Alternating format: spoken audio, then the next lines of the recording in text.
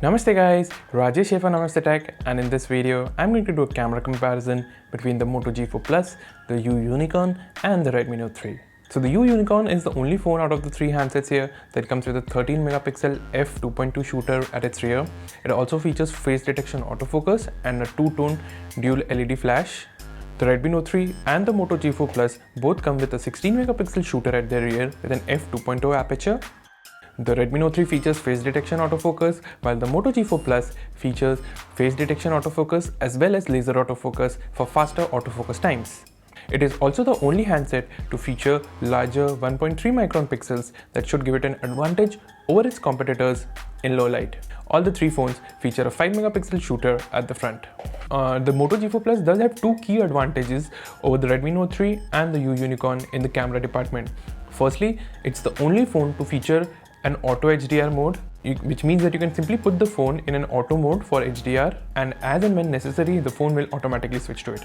Both the Yu Yunicorn and the Redmi Note 3 do come with HDR capabilities, but you have to manually toggle it on or off.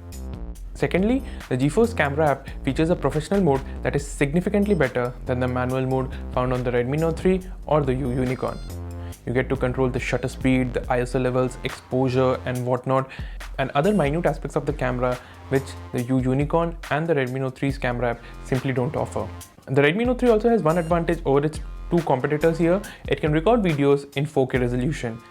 The handset is not capable of recording 4K videos officially, but there is an unofficial way to record 4K videos on it. So that's for the camera specifications of the three handsets here. Now let's have a look at their camera application before we proceed with the actual image comparison. The Yu Unicorn's camera app has a very clunky UI and it does not feel as polished as the camera app found on the Moto G4 Plus and the Redmi Note 3. I also found it to be on the slower side. There's also no way to quickly launch the camera app via a shortcut or gesture, which is a bummer in my opinion.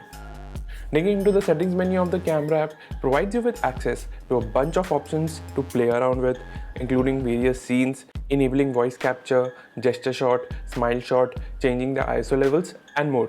However, most users are going to find these settings of very little use in day-to-day usage. Coming to the autofocus performance, the Unicorn's 13 megapixel shooter is a bit wonky in this department. While the subject tends to remain in focus during preview, the final photos can sometimes tend to be out of focus. And the phone also has a tendency of unnecessarily refocusing a lot.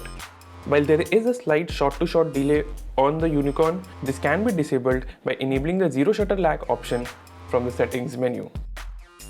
The Redmi Note 3, like the Unicorn, lacks any shortcut or gesture to quickly launch the camera app. The phone's autofocus performance is decent and Xiaomi has greatly improved it with software updates over the last 2 months. There is also no noticeable shot-to-shot delay. The camera app on the Redmi Note 3 is the typical MIUI 7 camera app that packs in a bunch of camera modes including a manual mode. However, this mode is too limited as it only allows you to change the ISO levels and the white balance. Diving deep into the settings menu of the camera app provides you with options like toggling camera sounds, tweaking picture quality, scan QR codes and more. Lastly, we have the no-nonsense camera app of the Moto G4 Plus, which you can open quickly by twisting the phone in a screwdriver-like motion. In default mode, the camera app provides you with basic controls, but if you're an advanced user, you can switch over to the professional mode for controlling almost every aspect of the camera, including the ISO levels, shutter speed, white balance and more. Thanks to a combination of face detection autofocus and a laser autofocus sensor, the Moto G4's autofocus performance is top-notch, even in low light. There's also no noticeable shot-to-shot lag on the handset, and despite coming with a slower chipset than the Redmi Note 3, the Moto G4 Plus features an auto HDR option. In my opinion, the G4 Plus has the best camera app of all the three handsets here. Not only is it fast, but it also packs in plenty of features and options to play around with. Let's talk about the image quality of the three phones now. As you can see from the sample photos, the Redmi Note 3 and the Moto G4 Plus perform similarly in daylight. The resulting photos from the Moto G4 Plus do look a bit more vivid though, and with an auto HDR mode, faster and reliable autofocus performance, the handset beats the Redmi Note 3 in overall performance in daylight. As for the Unicorn, it is unable to keep up with its competitors. Blown out highlights and missed autofocus are a common issue while taking photos with this phone. The slow camera app does not help things either. In low light, the Moto G4 Plus is the clear winner by a fair margin. The larger 1.3 micron pixels on the Moto G4 Plus allow it to capture more details. As for the Unicorn and the Redmi Note 3, they perform similarly in low light conditions, though the photos from the former come out slightly brighter. However, the Unicorn achieves this by bumping the ISO levels that leads to the final images looking very noisy. The Redmi Note 3 performs decently in low light, though its inconsistent autofocus performance is a bummer. The handset also fails to capture the same amount of details as the Moto G4 Plus, which is in a completely different league. In conclusion, the Moto G4 Plus is the clear winner of our camera comparison. This really should not be surprising after looking at the image samples. The Moto G4 Plus does compromise in a few areas compared to its competition, but the camera is definitely not one of them.